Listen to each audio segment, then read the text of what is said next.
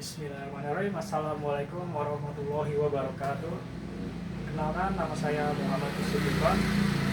Pada kali ini saya akan mempresentasikan sebuah mata kuliah perpindahan panas dengan materi perkenalan perpindahan panas konduksi.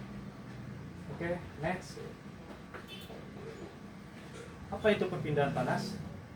Definisi intinya itu, perpindahan panas adalah transfer energi termal melintasi batas sistem akibat adanya perbedaan temperatur. Prinsip dasarnya, proses ini selalu terjadi secara ilmiah dari benda bersuhu tinggi menuju benda bersuhu rendah hingga tercapai kesetimbangan termal. Dan next. 3 mekanisme utama perpindahan panas. Yang pertama, konduksi atau conduction. Perpindahan energi termal melalui kontak langsung antara partikel materi atau padat cair ataupun gas tanpa adanya pergerakan massa makroskopis. Yang kedua, konveksi atau convection. Perpindahan panas yang terjadi akibat gerakan massa fluida atau cair atau gas dibagi menjadi konveksi bebas dan konveksi paksa. Yang ketiga, radiasi. Perpindahan panas melalui emisi gelombang elektromagnetik tidak memerlukan medium material untuk terjadi. Fokus utama pembahasan kita adalah pada mekanisme konduksi, fundamental bagi insinyur mekanik. Oke, next. Teori dasar konduksi atau hukum Fourier. Hukum konduksi panas Fourier adalah landasan matematis untuk memahami konduksi. Hukum ini menyatakan bahwa laju perpindahan panas atau Q melalui suatu material adalah sebagai berikut. Sebanding dengan luas area perpindahan panas atau A, sebanding dengan gradien temperatur atau perubahan suhu per satuan panjang delta T per delta X, bergantung pada sifat material melalui konduktivitas termalnya atau K. Tanda negatif menunjukkan bahwa panas perpindahan dari suhu tinggi ke suhu rendah dengan rumus Q sama dengan minus K dikali A dikali delta T per delta X. Oke, next.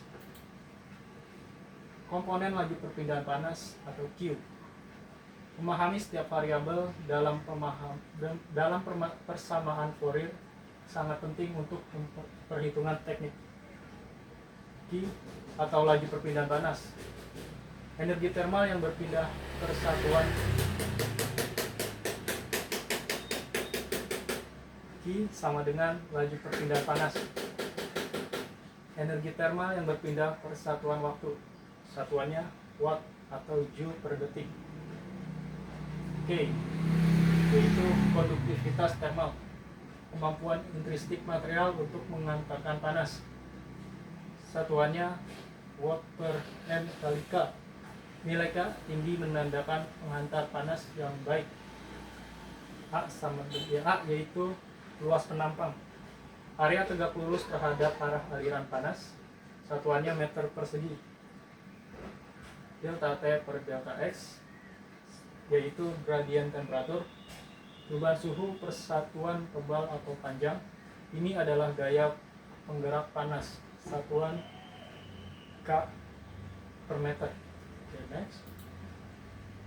Konduksi pada geometri berbeda.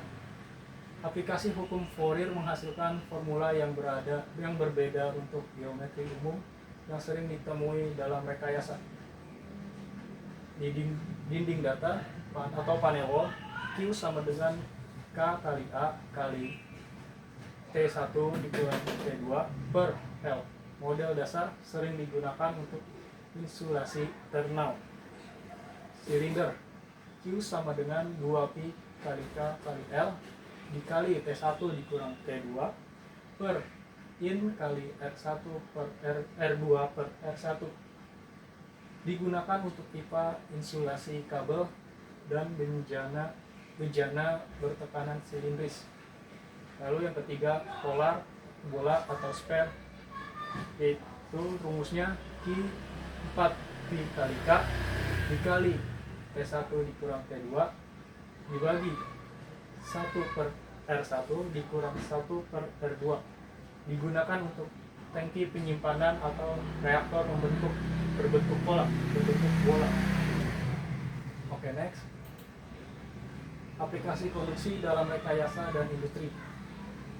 Prinsip konduksi merupakan elemen kunci dalam desain thermal pada berbagai perangkat dan sistem. Yang pertama diterapkan pada alat masak, yaitu panci dan wajan. Memanfaatkan material konduktivitas tinggi seperti aluminium, tembaga untuk mendistribusikan panas secara merata dan cepat ke makanan. Yang kedua, penukar panas, exchanger, mentransfer panas antara dua fluida melalui dinding pemisah atau konduksi untuk pendinginan, pemanasan, atau pemulihan energi. Lalu yang ketiga, sistem isolasi termal, menggunakan material konduktivitas sangat rendah seperti busa dan serat untuk meminimalkan kehilangan atau perolehan panas dalam bangunan atau pipa. Oke, next. Kesimpulan dan implikasi teknik. Pertama, konduksi dasar thermal, mekanisme utama transfer panas yang melibatkan getaran dan tumbukan molekul di dalam benda padat. Kedua, pentingnya hukum Fourier, menyediakan alat kuantitatif untuk memprediksi laju aliran panas berdasarkan gradien suhu dan sifat material.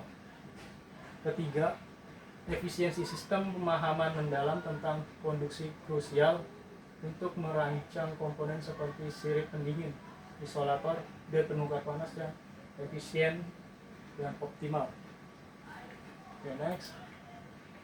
Terima kasih, sekian dari saya.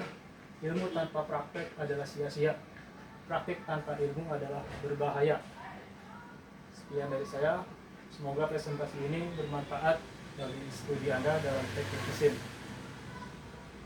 Wabillahi taufiq wal hidayah. Wassalamualaikum warahmatullahi wabarakatuh.